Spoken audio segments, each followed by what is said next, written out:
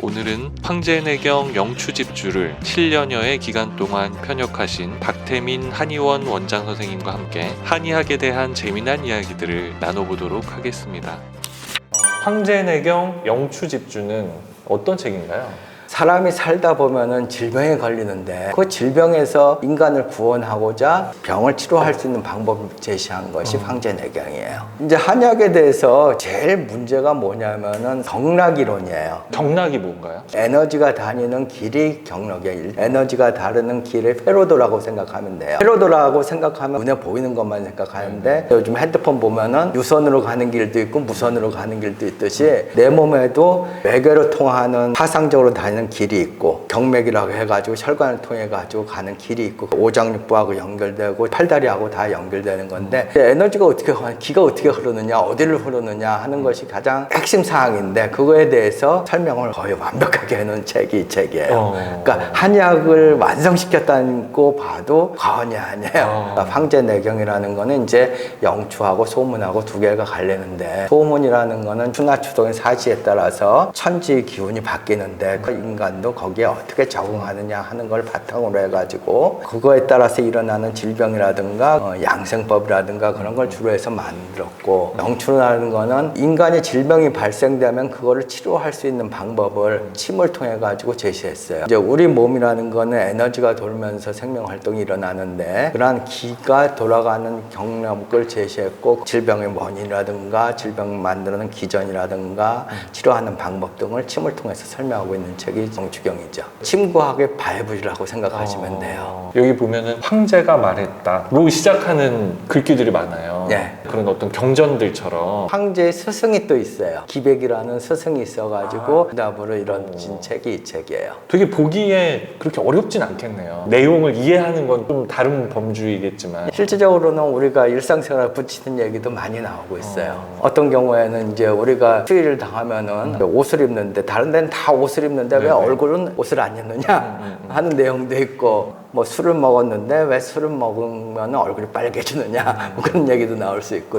그러면은 이 영추 집주가 가지고 있는 특징은 뭐가 있을까요? 이 한약 자체가 뭘 대상으로 하느냐에 따라서 틀려져요. 그러니까 우리가 병을 치료하는 것도 그냥 아픈 것만 치료할 수도 있고 병의 원인이 되는 걸 치료할 수도 있고 과정되는 걸 치료할 수도 있고 어떤 병을 치료한 데에서 치료하는 단계가 다 틀려질 수가 있어요. 영추가 가지고 있는 특징은 병을 보는데 어떤 관점으로 병을 보느냐 하는 관점의 문제가 제일 커요. 영추경에서는 제일 처음에 말하는 내용이 추수형하고 상수신이라는 얘기를 해요. 추수형이라는 거는 돌파리 의사, 실력 없는 의사를 말하는 거고 실력 없는 의사들은 눈에 보이는 형체만을 따진다는 것이 추수형이에요.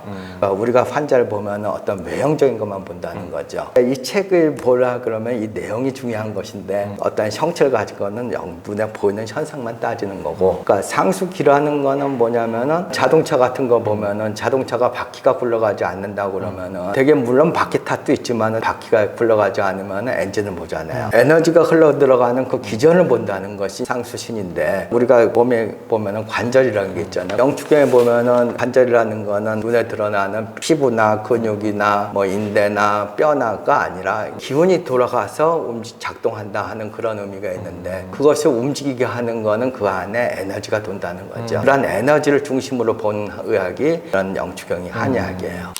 황제내경 그 중에서도 영추를 번역하시게 된 동기 혹은 이제 계기가 있으실까요? 전부 다 이게 옛날 한문으로 되어 있기 때문에 너무 어렵죠. 의학 자체도 어렵지만은 거기다가 한문으로 되어 있기 때문에 그 고전에 대한 번역이 많이 안 돼 있다는 것이 가장 학문적인 취약점이에요. 그런 의미에서 이제 다 같이 좀 공부하면 어떨까 하는 마음에서 이런 책을 좀 배우게 됐죠. 학생들도 많이 가르쳐 봤는데 배울 때는 뭐 이렇게 이해하는 것 같지만은 전부 다 어려운 책으로 돼 있다 보니까 그때만 하고 나머지는 진전이 없어요. 한의학이 자꾸 침체되는 경향이 있고 한의학이 그럼 발전하려면 예. 고전에 대한 이해가 이해가 더 깊어져야 된다. 그렇죠. 동양학은 비납적인 것이기 때문에 고전에 바탕을 해가지고 해석하고 펼쳐나가는 것이지 내가 새로운 걸 만들지 않아요. 옛날에 보면은 공자님이 수리부작이라고 그랬는데 공자님 해설은 하지만은 창작하지 않는다는 의미가 이제 수리부작이에요. 동양학을 하는 것은 어떤 성인의 말씀을 잡고 뜻을 이해하려고 하는 것이지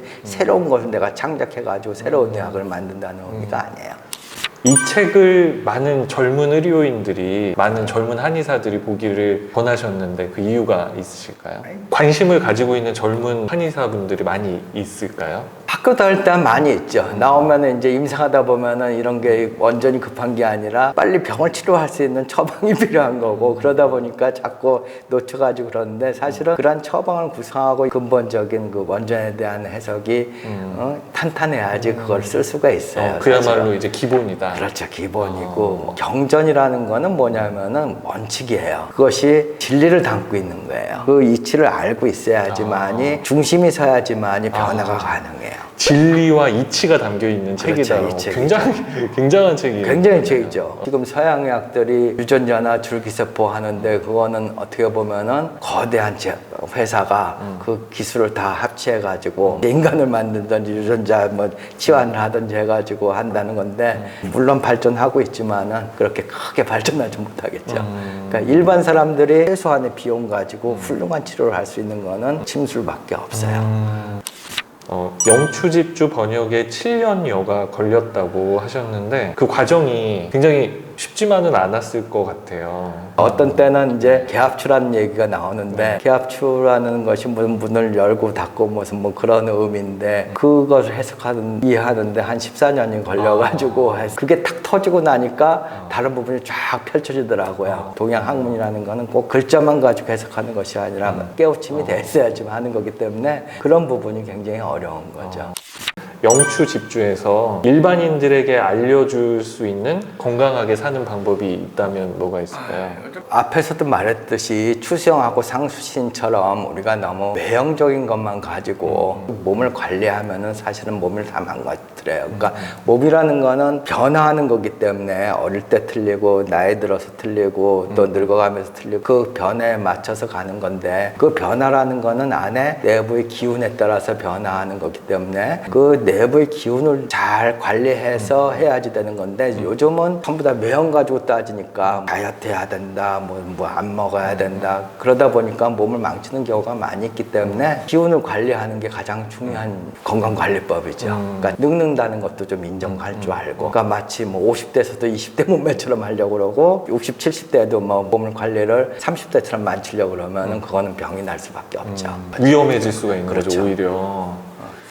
벌써 마지막 질문인데 한의사로서 임상 경험을 담은 강의를 30강 중간중간에 넣으셨는데 그 이유는 어떤 것이 있을까요? 그러니까 오래된 책이니까 의학이라는 것이 사실은 양의학하고 한의학하고 막 용어가 섞여가지고 제대로 뜻을 전하지 못하는 부분이 많이 있어요. 그 옛날 용어가 현대적으로 어떻게 해석해야 될지 모르는 면도 있고 그런 용어들을 해석을 제대로 이해하지 못하면은 그걸 보기가 굉장히 어려워요. 옛날 고전이니까 학교 배울 때 쓰는 책이 아니라 실제적으로 우리가 임상해서 적용할 수 있고 그 임상에서 터득한 거를 봐야지만 이 책도 재미를 느낄 수 있을 것 같아가지고 그렇죠. 침이라는 것이 이런 거였어? 할 수 있을 정도로 하는 게 그런 바람이죠.